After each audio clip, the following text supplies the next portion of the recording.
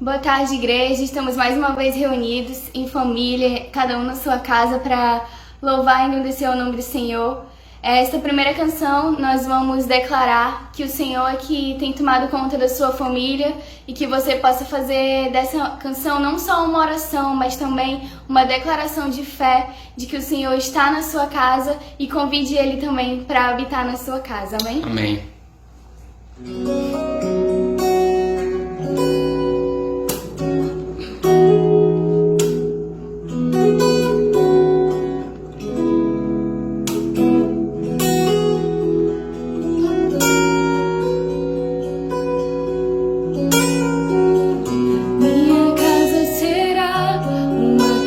De bênção, minha casa será um pedaço do céu,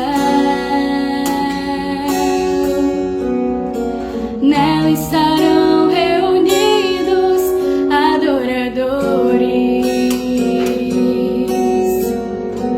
que só exaltam ao Deus verdadeiro e fiel.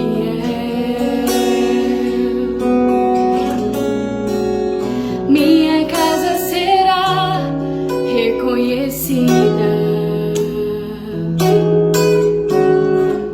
como um lugar de milagres e oração,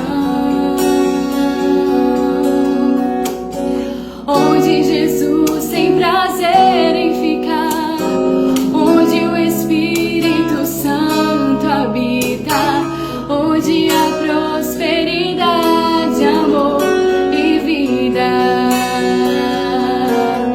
Faça do meu lar, Senhor, um lugar de harmonia. Faça do meu coração tua casa todo dia. Esteja à vontade pra ficar e nunca mais partir. Pois a casa que um dia te recebeu nunca mais saberá viver sem ti.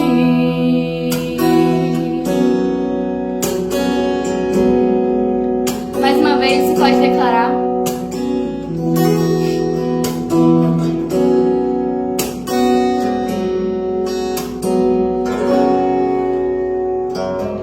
Minha casa será uma casa de bênção. Minha casa será um pedaço do céu. Nela estarão reunidos adoradores que só exaltam ao Deus verdadeiro e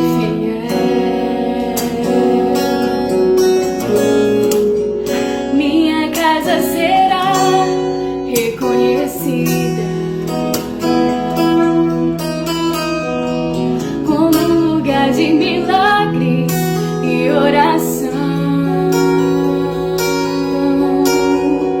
onde Jesus tem prazer em ficar, onde o Espírito Santo habita, onde há prosperidade, amor e vida.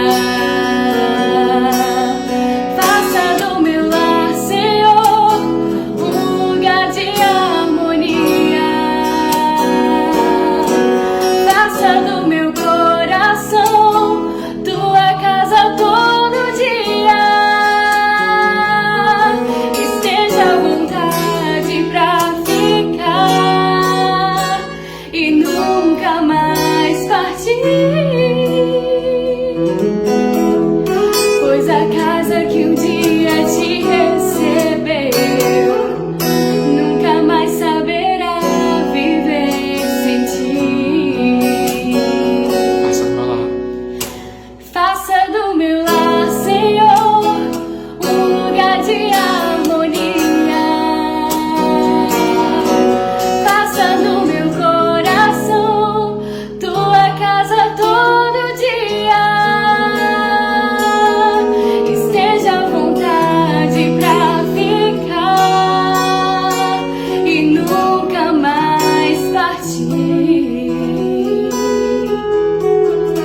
pois a casa que um dia te recebeu nunca mais saberá viver sem ti. Pois a casa que um dia te recebeu nunca mais saberá viver sem ti. A próxima música que nós vamos entoar ao Senhor, ela é uma música de adoração, de engrandecimento ao seu nome. Glória. E eu quero ler aqui uma passagem que está em Salmos 33, 4 e 5. Que fala: pois a palavra do Senhor é verdadeira, Ele é fiel em tudo o que faz. Ele ama a justiça e a retidão. A terra está cheia da bondade do Senhor. Vamos entregar esse louvor crendo que a terra está cheia da bondade dele. Amém?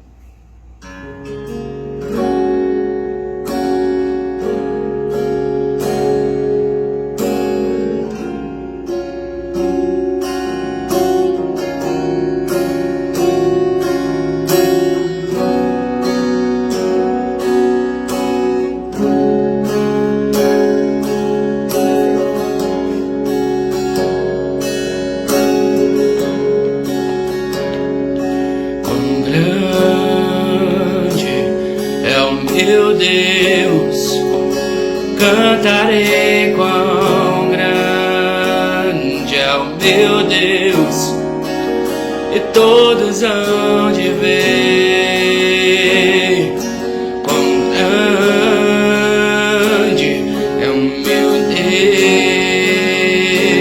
Deus. Com gerações Ele é. O tempo está em suas mãos, o começo e o fim, o começo e o fim. Três se formam em um. Filho, Espírito e Pai, o Cordeiro e o Leão, o Cordeiro e o Leão. Quão grande é o meu Deus, cantarei quão grande é o meu Deus, e todos hão de ver quão grande é o meu Deus.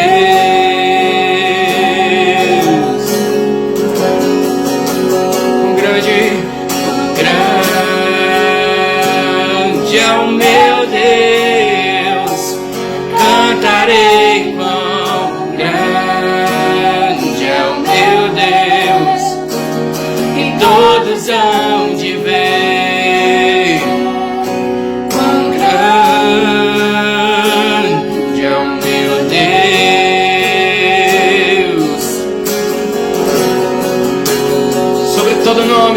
Sobre todo nome é o teu. Tu és digno do louvor. Eu cantarei quão grande é o meu Deus.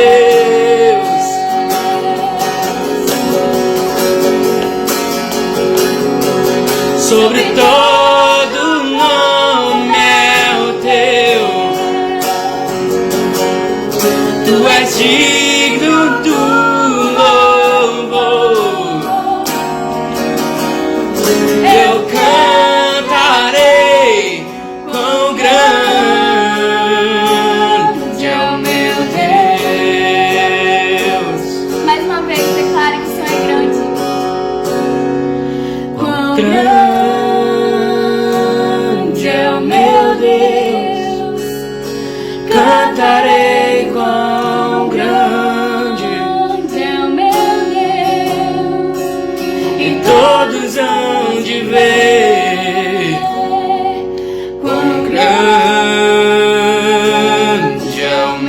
Deus. Quão grande tu és, Senhor. Quão grande é o meu Deus. Cantarei quão grande é o meu Deus. E todos hão de ver quão grande meu Deus. Glória ao nome do Senhor. Agora que você possa ser ministrado pela palavra, que ela possa transpassar o seu coração e que você possa se sentir mais perto de Deus nessa tarde. Em nome de Jesus, Deus abençoe. Olá, meus queridos irmãos, boa noite. Mais uma vez estamos juntos para adorar e engrandecer a presença do nosso Deus mais do que nunca dentro do nosso coração. Nós vamos orar e vamos iniciar a nossa palavra na nossa sequência do estudo de Êxodos.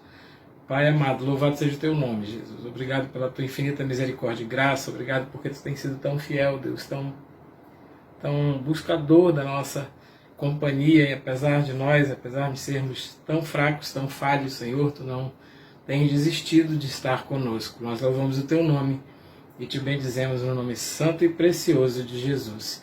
Amém, Senhor.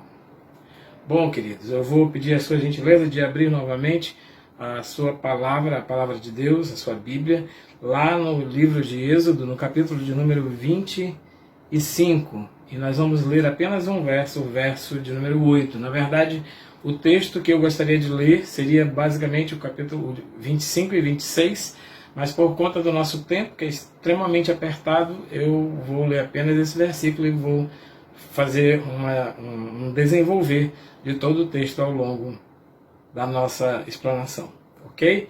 Êxodo, capítulo 25, verso de número 8. E diz assim a palavra de Deus: E me farão um santuário, e habitarei no meio deles. Amados, de tal forma a construção desse santuário, que nós chamaremos a partir de agora de tabernáculo, ela foi importante na Bíblia, que só para os irmãos terem uma ideia. A Bíblia, ela descreve que a criação do mundo foi feita em 6 dias. E esse trecho do livro de Êxodo, ele diz para mim e para você que foram 40 dias só para que Deus desse as instruções de construção do templo para Moisés. Nós temos na Bíblia um capítulo inteiro para descrever a estrutura do mundo inteiro, o capítulo de número 1. E nós temos 6 capítulos para desenvolver a descrição do tabernáculo. De fato, esse é um dos fatos mais importantes da história divina com o seu povo. Nós somos o povo de Deus. Primeiro, nós morávamos com Deus, né? Segundo, Deus veio morar conosco lá quando ele decidiu colocar o tabernáculo no meio do povo. Nós antes morávamos com Deus lá no Éden, mas por uma situação de pecado fomos afastados da presença de Deus e Deus não conseguiu viver sem a nossa presença. E ele aqui em Êxodo capítulo 25, ele vem morar conosco. E lá na nova aliança, contemplada em Jesus Cristo, não satisfeito em apenas estar conosco, Deus resolveu estar em nós. E o que nós vamos trabalhar aqui é uma analogia completa dessa obra que veio do coração de Deus, foi total e absolutamente planejada, descrita e detalhada pelo nosso Deus. Moisés, os carpinteiros, os ourives, os pedreiros não tiveram uma única chance de interferir em qualquer coisa que fosse, nem desenho, nem disposição, nem material, porque tudo nasceu no coração de Deus. Alguém já disse que o versículo base da palavra de Deus é Gênesis capítulo 3, quando Deus procura Adão e diz: onde estás? Onde estás, Adão? O que eu posso fazer por ti? Toda a história do mundo é a história de Deus buscando nossa companhia, Deus correndo atrás de estar junto conosco, porque Ele nos ama muito além do que eu e você podemos imaginar. Algumas coisas desse tabernáculo, elas são bem destacadas. Primeiro é que havia uma unidade visual e de material. Os mesmos materiais usados desde o teto, das paredes, de todos os objetos e utensílios, eles são usados quando há a construção da arca que nós vimos domingo passado. Nós aprendemos domingo passado que nós somos hoje a arca de Deus. Nós somos a habitação de Deus. Pois bem, essa descrição da construção do tabernáculo, ela é absolutamente simétrica. Ela é geometricamente perfeita. Ela é feita de encaixes absolutamente iguais. E ela tem uma projeção arquitetural que nos leva a conhecer, primeiro, que apesar de diferentes materiais, diferentes disposições, uma das coisas que mais Deus busca no seu povo é a unidade. Nós precisamos ser precisamos ter uma visão. O tabernáculo, descrito segundo a relação de Deus, era um retângulo de 22 metros por 45 de comprimento, e dentro dele havia um lugar chamado Lugar Santo. E dentro desse Lugar Santo havia uma capela de 5 por 5 metros, chamado de Santo dos Santos. Observem, 22 por 45 é um espaço suficiente para comportar um grande número de pessoas. Mas o Santo dos Santos era apenas um espaço de 5 por 5, onde no meio tinha uma arca e que poucas pessoas poderiam chegar até ali, porque o Santo dos Santos era o coração, era a alma, era a essência, era a presença de Deus. Portanto, no tabernáculo, a presença de Deus, a intimidade com Deus era a exclusividade de poucos. Mas nós vamos ver que Jesus veio e quebrou todos esses paradigmas. Uma das razões pelas quais nós estamos falando, e eu não sei se os irmãos estão conseguindo me entender, se eu estou conseguindo me fazer claro, essas mensagens todas que nós temos falado acerca do Êxodo, elas não estão falando apenas de descrições históricas ou filosóficas. Nós estamos trabalhando um conceito de que Deus não consegue dissociar a sua obra da unidade, da comunhão, da santidade, do respeito. E hoje, o tabernáculo vai nos ensinar um dos princípios básicos de quem quer amar e servir a Deus de todo o coração, que é o princípio da adoração. Então, amados, Deus não errou em absolutamente nenhuma medida. Engenheiros, arquitetos, grandes profissionais de construção já se debruçaram sobre esses textos e analisaram detidamente, milimetricamente, cada uma das especificações e não conseguiram descobrir um único erro, porque assim como o cosmos é a habitação de Deus, a terra era a habitação dos homens, o tabernáculo era o local onde o homem e Deus se encontravam.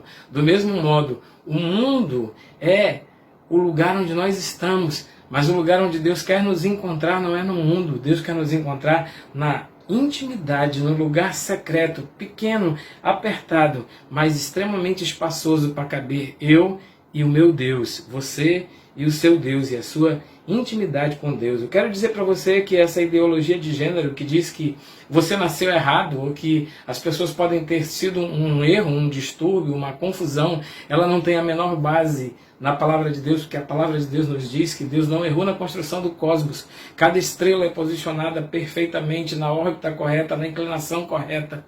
A Terra é um equilíbrio completo de ecologia, de biologia, de física e tudo funciona, de química, e tudo funciona muito bem. Então eu quero dizer para você que Deus não errou no cosmos, Deus não errou na terra, Deus não errou quando construiu você, porque o nosso Deus não comete erros, o nosso Deus é perfeito, tudo que Deus faz é bom, é assim que Ele fala quando Ele termina a criação. Então, amados, Deus não conseguiu conviver tanto tempo longe da presença física de nós, os humanos. E essa iniciativa do tabernáculo foi mais uma tentativa, mesmo sabendo que a sua santidade poderia ser danosa à nossa espiritualidade doentia, ao nosso pecado que habita em nós. Deus arranjou um meio, Deus conseguiu fazer com que de alguma maneira Ele pudesse estar no nosso meio. Lá em Êxodo, lá na frente, no capítulo 33, verso 5, a Bíblia fala que Deus mesmo diz de nós que nós somos um povo de dura cerviz.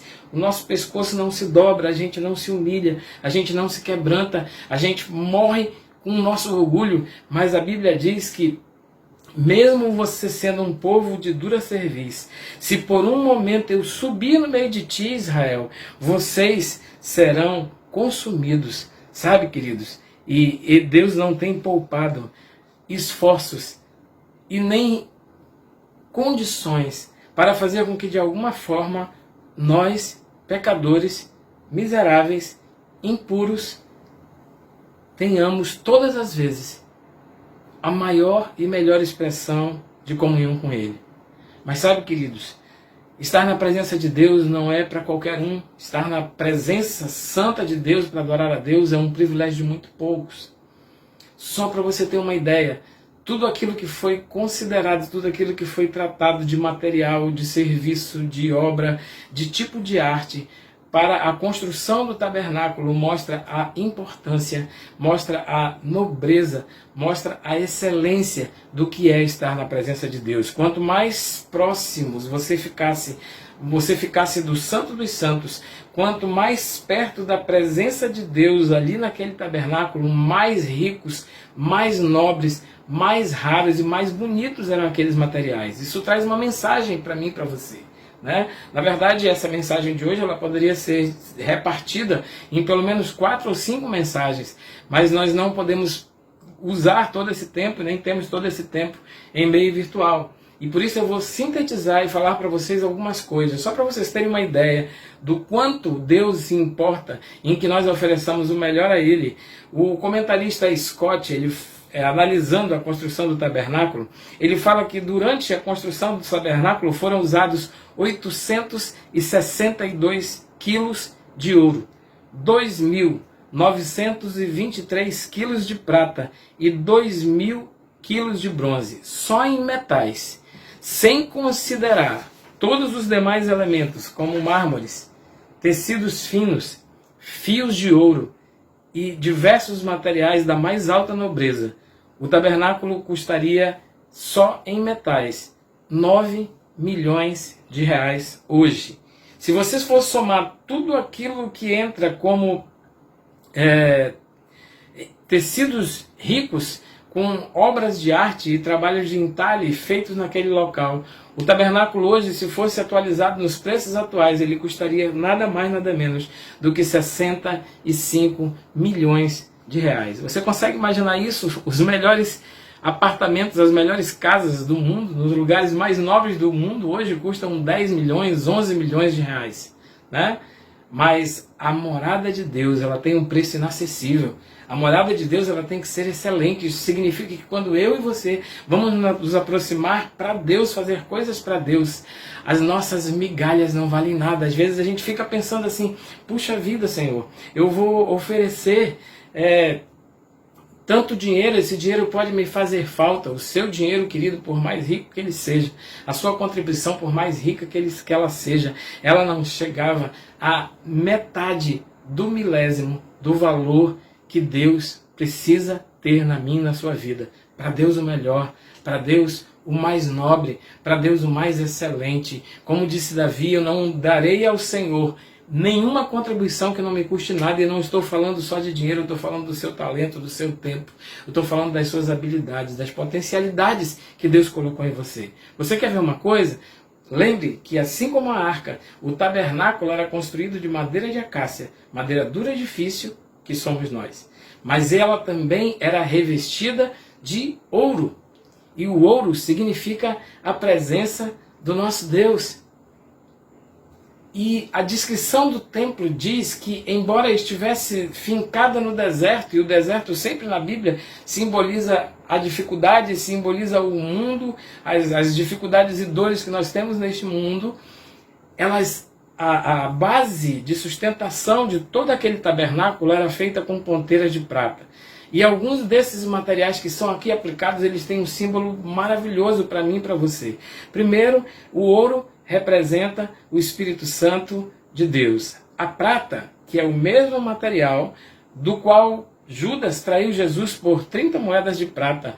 E lá em Eclesiastes, quando a Bíblia fala acerca da vida, ela diz que não se rompa o fio de prata. A prata tem a ver com a vida, com a redenção, com o sacrifício de Jesus. Então veja, eu tenho a presença de Deus através do ouro, que é o Espírito Santo de Deus.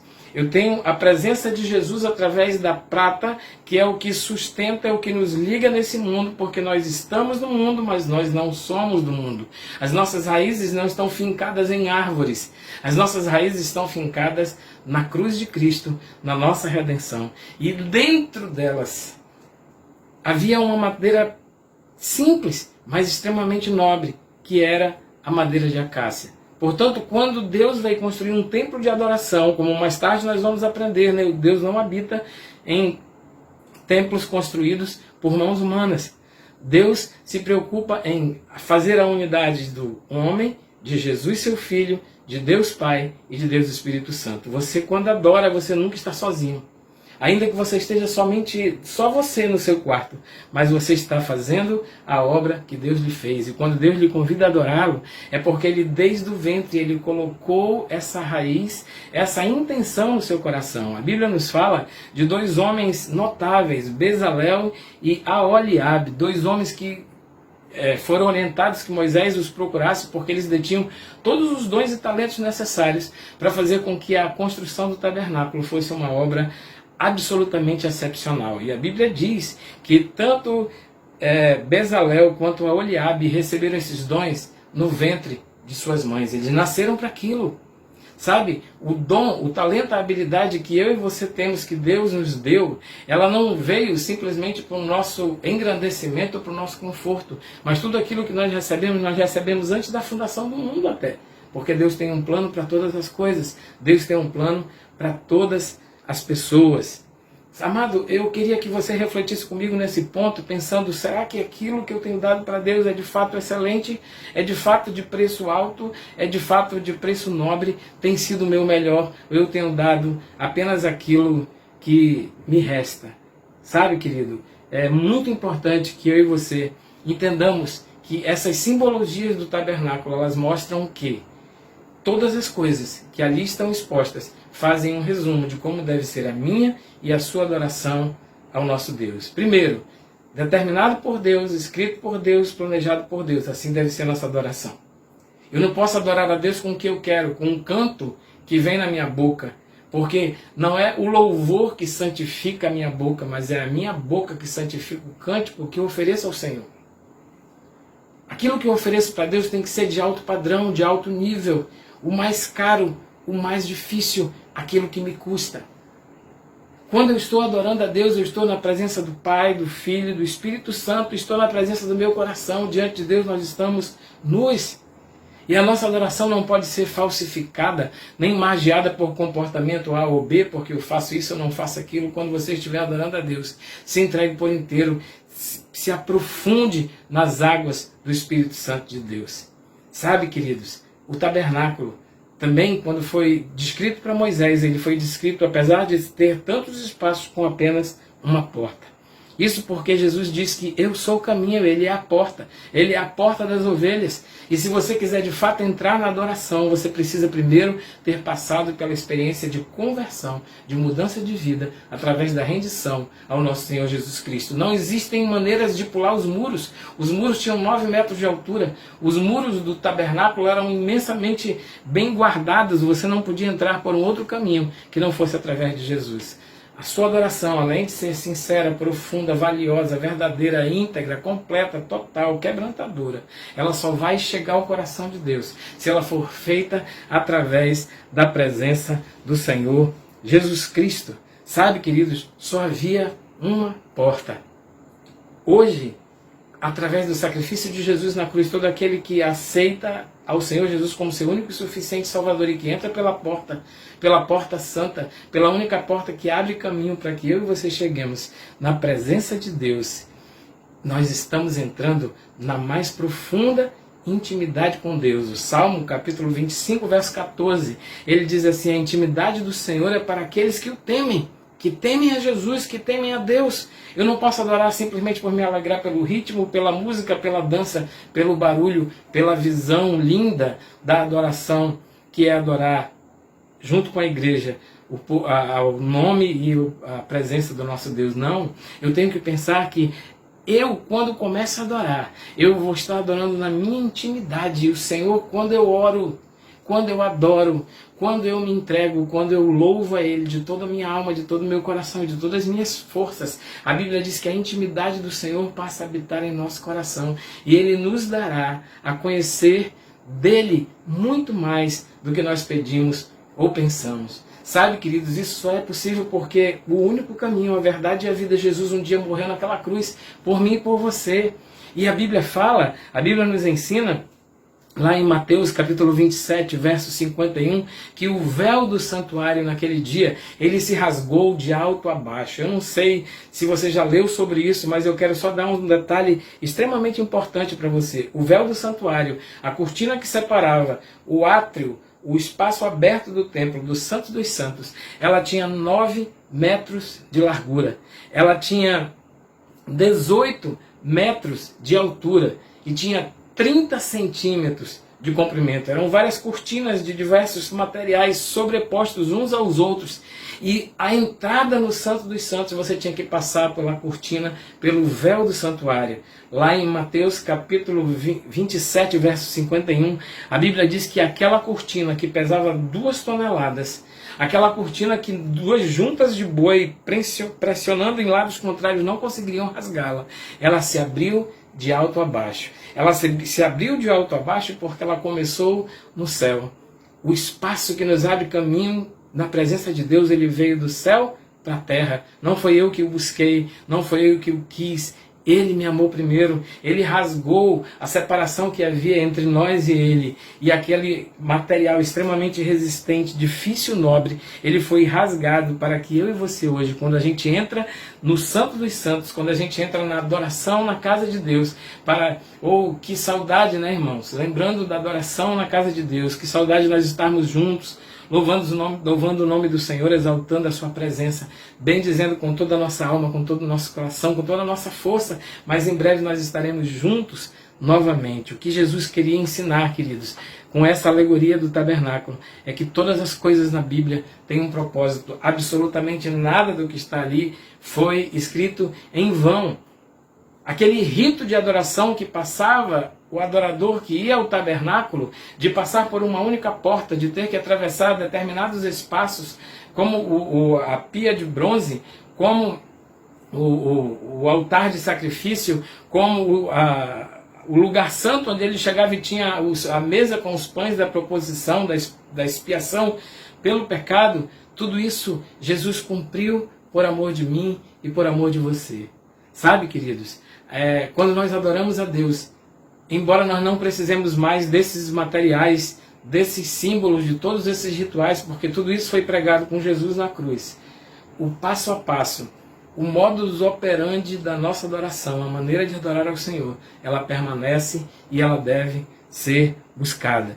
Uma vez, lá no Éden, quando nós morávamos junto do coração de Deus, nós morávamos em Deus no Éden. Mas aí no tabernáculo, Deus veio morar no meio dos homens. E quando veio Jesus, não satisfeito de morar apenas no meio dos homens, Jesus Cristo veio morar dentro de nós. E hoje eu sou oferta. Hoje eu sou parte do sacrifício, porque todo o sacrifício Jesus já fez por mim. Eu sou aquilo que Jesus, o Filho de Deus, ofereceu ao Senhor por minha causa, por amor de estar na minha presença. No Éden, o homem ia ao templo. No tabernáculo, o templo ia com os homens.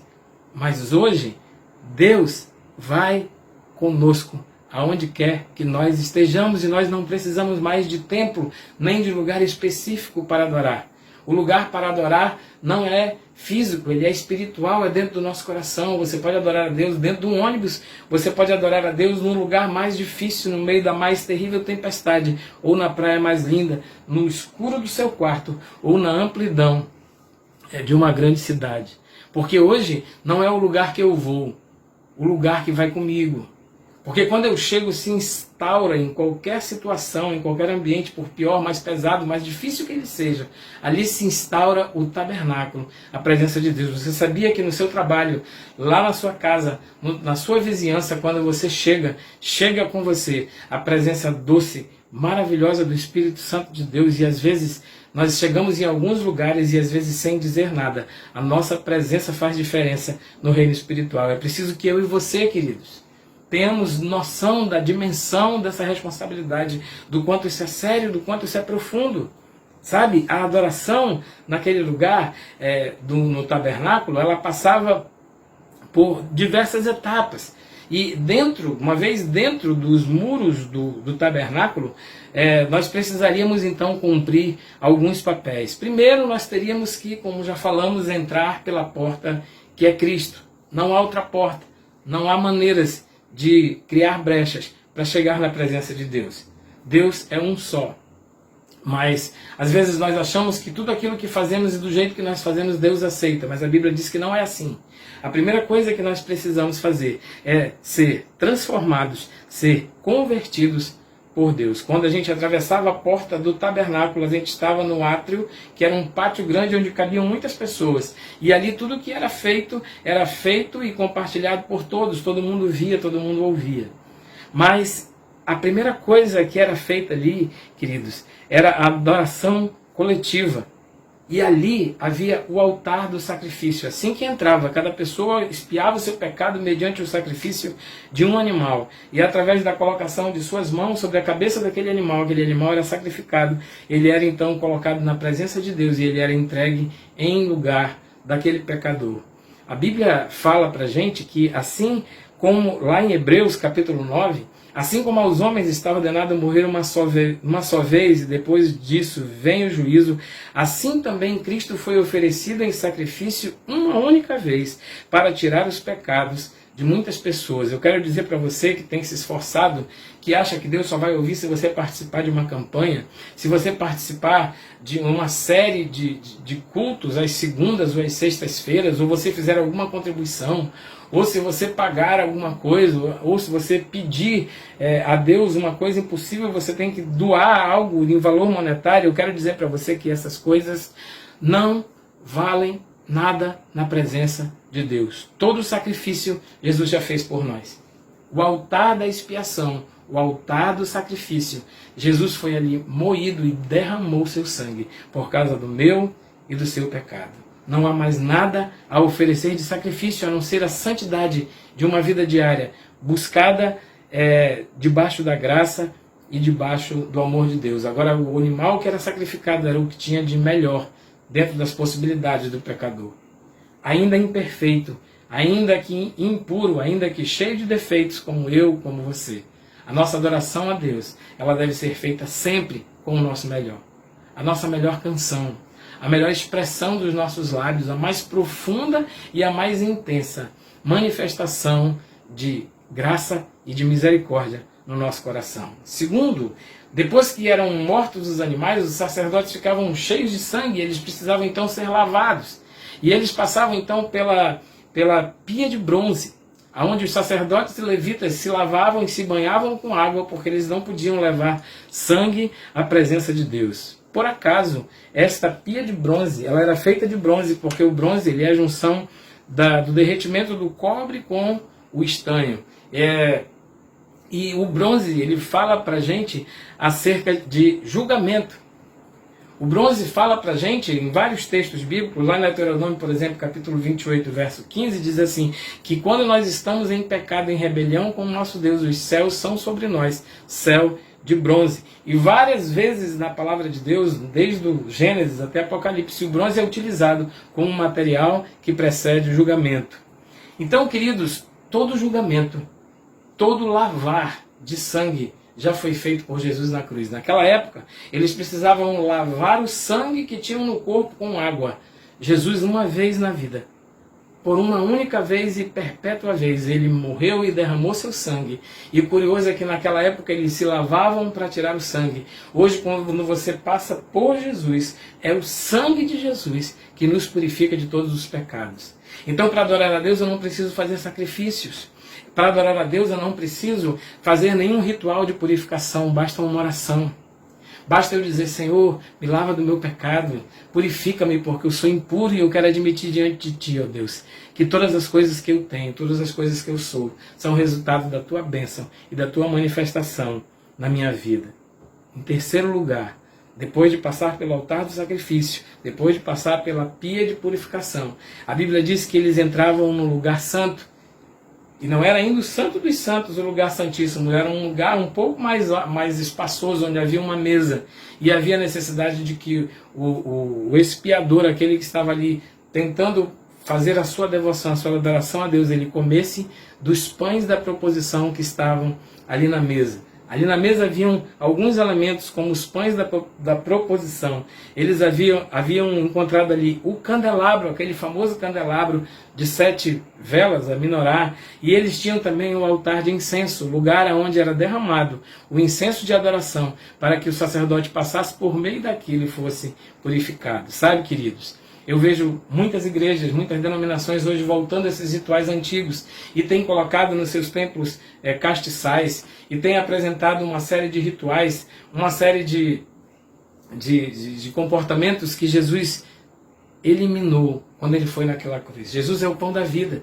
Você não precisa comer pão nenhum para estar na presença de Deus, porque o pão que nos alimenta é o pão que está nos céus. Jesus é a luz da vida. Você não precisa de uma menorá na sua casa, de um candelabro judaico para que a sua vida tenha direção. A direção que eu e você precisamos da nossa vida é a direção do Espírito Santo de Deus. E terceiro é o altar de incenso. Lá em Apocalipse, capítulo 4, a Bíblia fala que as nossas orações, elas sobem à presença do Senhor como incenso e aroma suave. Sabe, querido, tudo isso já foi feito naquela cruz por nós. O sacrifício vicário de Jesus, ele nos substituiu e nos pagou todo e qualquer esforço. A única coisa que eu e você precisamos agora, ainda que não tenhamos um tostão no bolso, ainda que sejamos miseráveis pecadores, ainda que o nosso coração saiba da nossa pequenez espiritual diante de Deus, é quando nós precisarmos buscar a Deus, nós baixarmos a nossa fronte, nós fecharmos os nossos olhos e orarmos em secreto, porque a adoração, queridos, não é o que eu faço, mas como eu faço, com que intensidade e o quanto de verdade há na minha adoração. Outra coisa, antes a presença de Deus estava restrita ao lugar do tabernáculo. Hoje a presença de Deus está em todo lugar. Não pense que existem lugares onde você se isenta da presença de Deus. Se eu subir aos céus, lá tu estás. Se eu for ao profundo do abismo, fala o Salmo, ali eu te encontro. Nós sempre estamos na presença de Deus. Às vezes estamos na presença de Deus e nos sentimos abençoados, agraciados pela doçura do cheiro do amor que nós sentimos quando estamos na presença de Deus. Mas quando nós estamos no mais profundo pecado, Deus também está presente. E por isso hoje não há lugar onde eu me esconda, eu possa estar ou não na presença de Deus. Todo lugar que nós estamos é lugar para ser lugar de adoração. Todo lugar que nós botarmos a planta dos nossos pés é santo. E muitas vezes, sabe, amado, nós temos o privilégio e a oportunidade que hoje somos tão saudosos de estar juntos, adorando, exaltando o nosso Deus, e não temos aproveitado isso com sabedoria. Da próxima vez que você voltar a um templo, quando você estiver num culto, não simplesmente assista um culto, participe, dê o seu culto como oferta agradável à narina de Deus. Não adianta você ir para a igreja e ficar vendo o celular ou contando as horas para terminar o culto. É melhor você nem ir. Porque enquanto tantos estão ali adorando e o Espírito de Deus sabe quem está adorando e quem não sabe, você está fazendo e atraindo maldição para a sua vida, porque Deus ama o que dá com alegria, inclusive o culto. E se o seu culto é forçado, é forjado, Deus considera isso um pecado abominável. Agora que você já sabe que você é a arca de Deus, que você é a aliança de Deus, que Deus tem uma proposta de melhoria para a sua vida, viva o seu melhor. Que Deus te abençoe e que cada dia te dê fome e sede de fazer o melhor para Deus, de ser um intenso adorador e de viver uma vida que agrade plenamente ao Espírito de Deus. No nome de Jesus, que Deus te abençoe. Pai, louvado seja o teu nome, Jesus, pela oportunidade, ó Deus, que temos de estar na tua presença, mesmo sendo miseráveis pecadores, mesmo sendo tão falhos, tão fracos, tão incapazes, Senhor, de sustentar a nossa própria fé. Louvado seja o teu nome pelo teu sacrifício na cruz, que hoje nos permite ter livre acesso ao Santo dos Santos e viver intensamente a comunhão que só tu pode nos dar. Pessoas que nos ouviram, abençoa a minha casa, abençoa-nos, Senhor, nos livrando de toda sorte do mal. Não permite que praga nenhuma chegue à nossa tenda, porque nós somos, ó Deus, dependentes de ti, o grande Senhor dos exércitos. Que Deus abençoe em nome de Jesus a sua casa e todo o seu povo. Amém. Amém, querido. Compartilhe essa palavra, permita que outras pessoas também vivam a expressão do amor de Deus. Deus te abençoe.